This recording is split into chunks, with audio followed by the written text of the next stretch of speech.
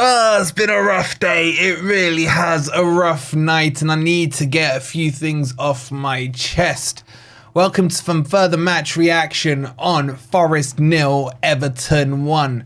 Cue the new intro.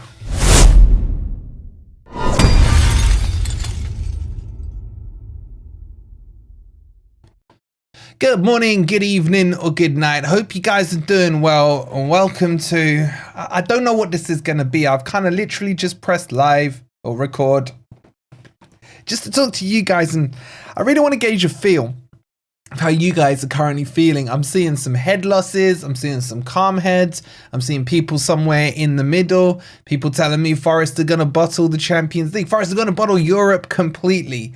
Where's your head at right now? Where's your head at? Let me know in the comments down below, what position do you think we finished this season and why? If you're still enjoying the content, please don't forget to hit the like button. Make sure you're subscribed as well if you are new here, despite how crappy the result was. Thank you to all the new subscribers. Thank you to all the OGs who have been here since day one. And thank you to everyone else in between.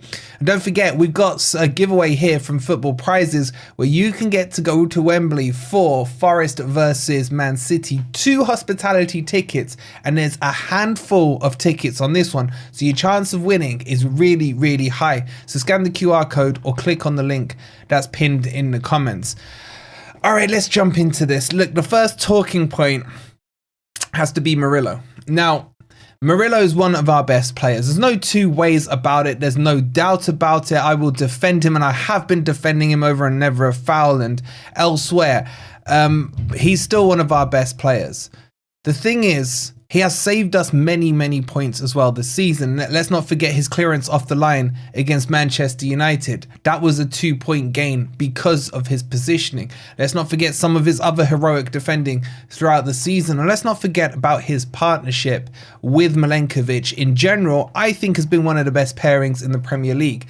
And yesterday doesn't change my opinion on that. But players do have bozo moments, and I can forgive those moments.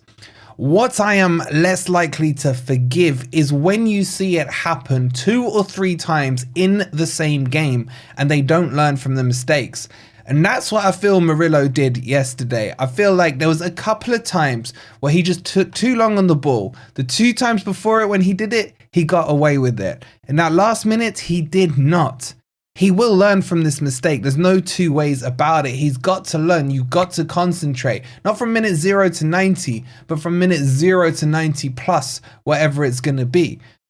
And that could be a hard lesson for us to learn. If we'd come away with a point, I still wouldn't have been happy because I think the performance was lackluster. I think it was poor. I think the players just felt like they didn't want it.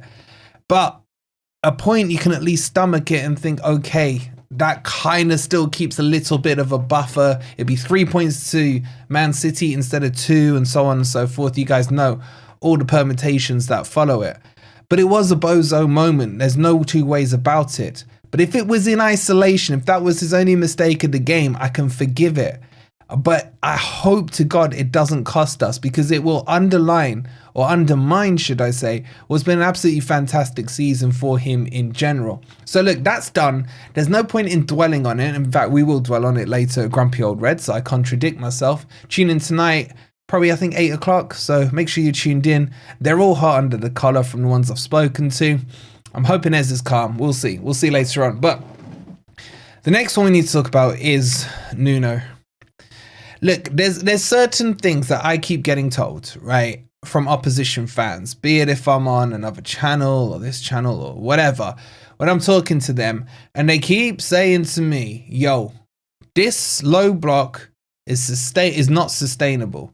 If you are winning, it's fine. If you are losing, it becomes a problem, and it can't be something you build your foundations of. Like, between me and you guys, I get what they're saying. Obviously, I have to defend it because, you know, it's Forest. Got to defend my boys. But I get their point to a certain extent. I don't, however, say you can't build foundations on low block football, even though I don't technically think we play low block. Because you look back throughout history, I think Simeone's one of the best managers. He plays a defensive style. Mourinho's won many titles, defensive style. Conte, when Leicester won the league. There's plenty and plenty of examples that say you don't have to play pep ball to get results. So I think that answer in itself annuls that argument to start with. But what I'm not happy with is the lack of plan B. And I've complained about this a lot this season.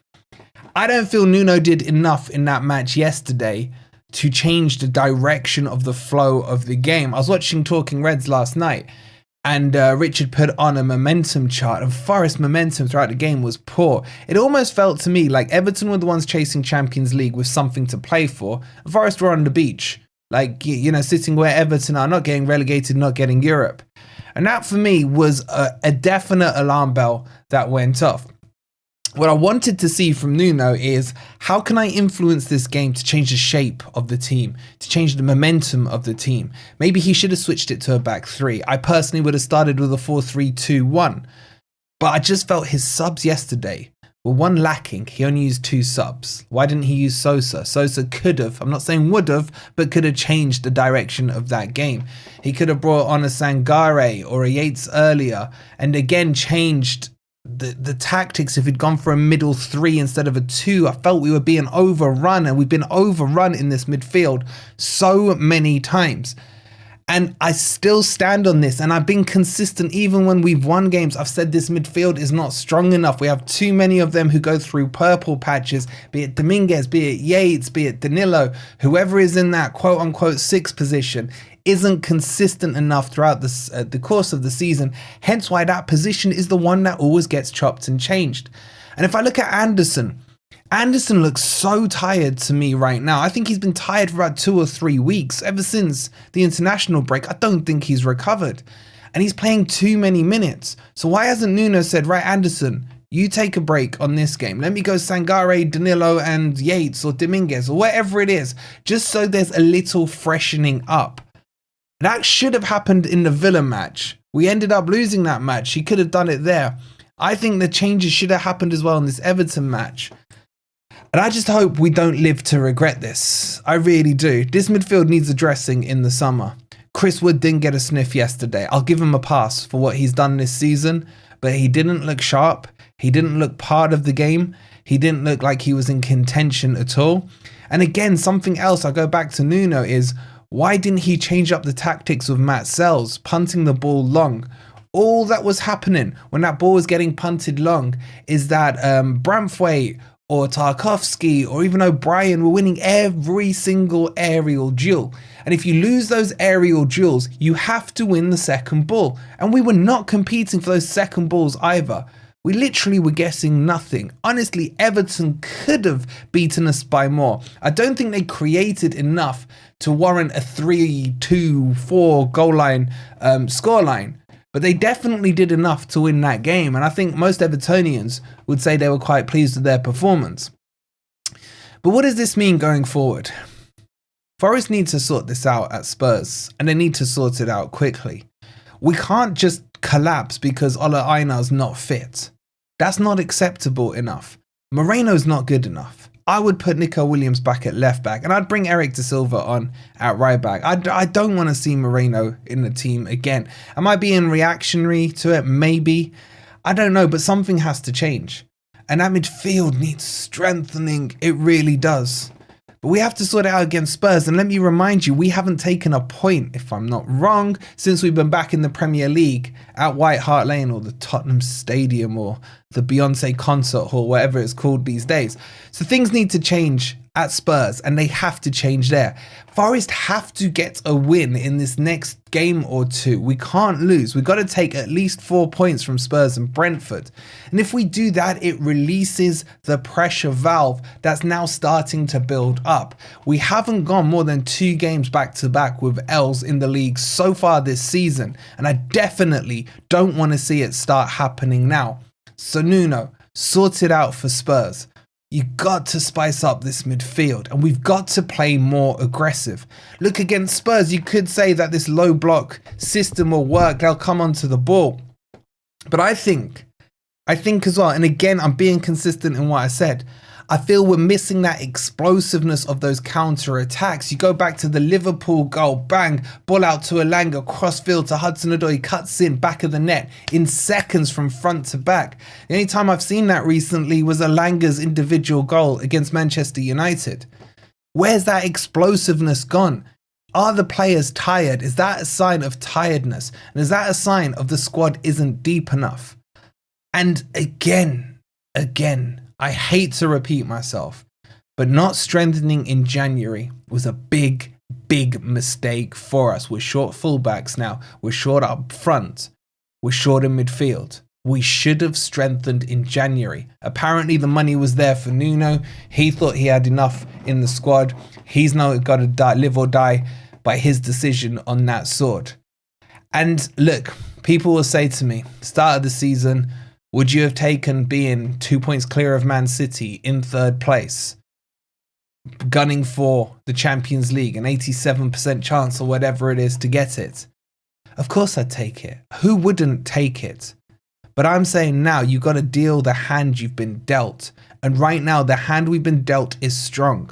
We can't go and throw this away and end up with Europa football or conference football or out of Europe or whatever, whatever the head losses ones are saying. I'm not there. I still think we get Champions League football. But we have to address it straight away in this Spurs match. And plus my brother supports him and I need 3 points against him. It's going to be a long week. Anyway, a bit of not a rant, but just getting some stuff off my chest. I really want to know where your guys' heads at with everything right now. Are you worried? Are your mates cooking you? Or is this just that 2-game loss that we have every few weeks and then we just get back onto the horse and we sort it out and we can forget about this? Get your thoughts in down below. If you've enjoyed the video, please don't forget to hit that like button. Make sure you subscribe, but most importantly, get your thoughts in the comments down below. Go grab those tickets if you want to go to Wembley. And we'll see you on Grumpy Old Reds tonight. Come on, you Reds.